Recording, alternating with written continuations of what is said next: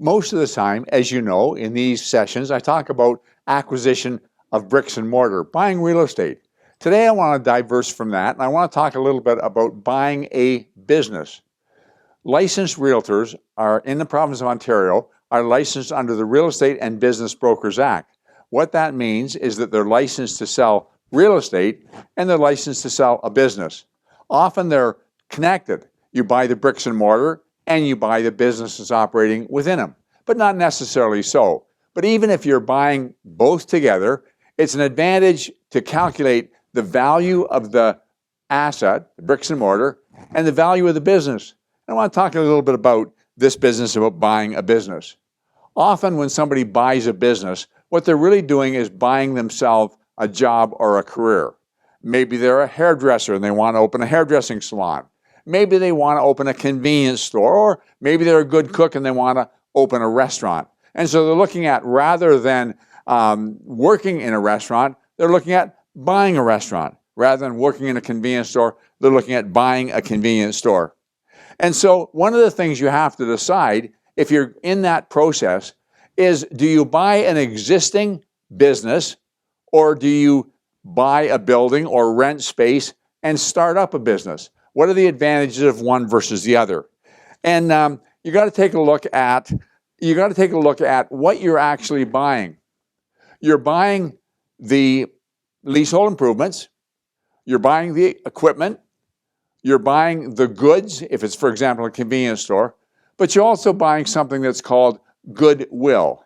And that's how much built-in business am I acquiring when I acquire this established business that's in operation. And that's important. And so when we're pricing or we're calculating what we should pay, we calculate all of those components. We calculate the leasehold improvements. We calculate the goods that you're buying within it. You calculate the goodwill of the customers that are coming in. And let me talk to you for a minute about this business, about goodwill. It's relatively easy to price the other things, the depreciating value of the assets and the leasehold improvements and the wholesale value of the goods. But what about goodwill? What's it worth?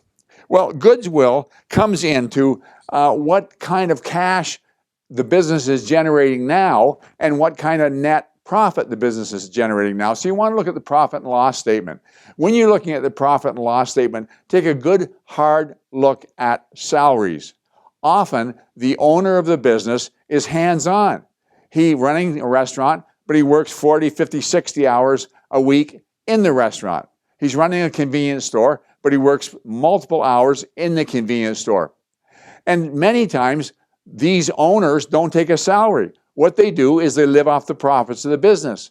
So if you're looking at the profit and loss statement, it looks profitable. But what you have to do is you say, okay, if I'm buying it and I'm a hands-on operator, what would it cost me to replace myself? What kind of salary would I have to pay somebody to do my job? So if I factor that into my cost analysis, how much is left over? In many cases, there's nothing left over. And if there's nothing left over, there is really no goodwill. Now, there is other things that can be factored in. For example, in the convenience store, a large part of the convenience store is location. How convenient is it? So it may not be making much of a profit, but how difficult is it for you to find a location that's as good as that location? If it's a restaurant, then it comes down to the amount of trade that's generated in that restaurant.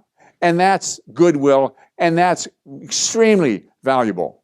In Montreal, there's a restaurant called Schwartz's Hebrew Delicatessen, and on Saint Laurent Boulevard, and it's been there for almost 100 years. It's an icon. I went there the first time ever over 50 years ago, and there's nothing changed. The posters on the wall, the prices have changed, but the menu is the same. Probably the waiters have changed over 50 years, but it looks exactly the way it did back then. You get smoked meat, you get steak, you get fries, you order a black cherry pop. Same thing.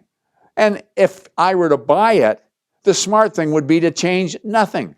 I've been there where there are people lined up down the block, and across the street there's a restaurant that offers pretty much the same menu and nobody there.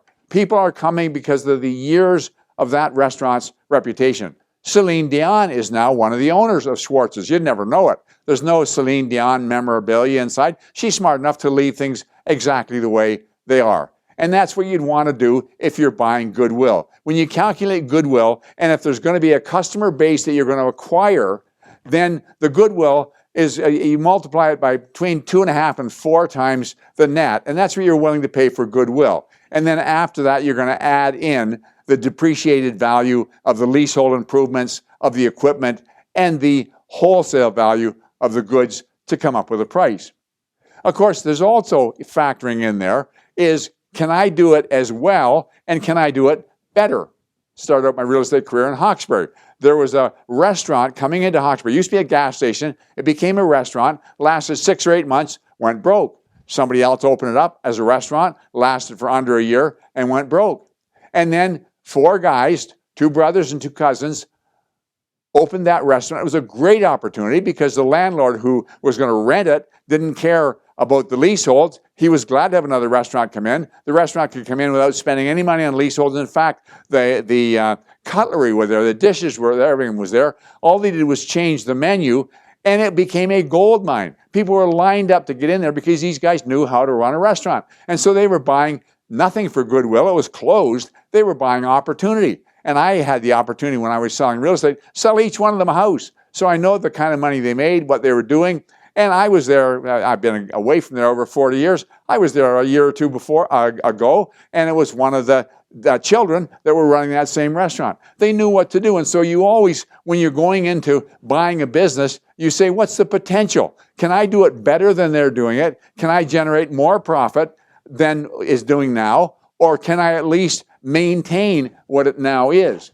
One of the things you want to keep in mind in maintaining is, can I get the existing owner to stay on and train me?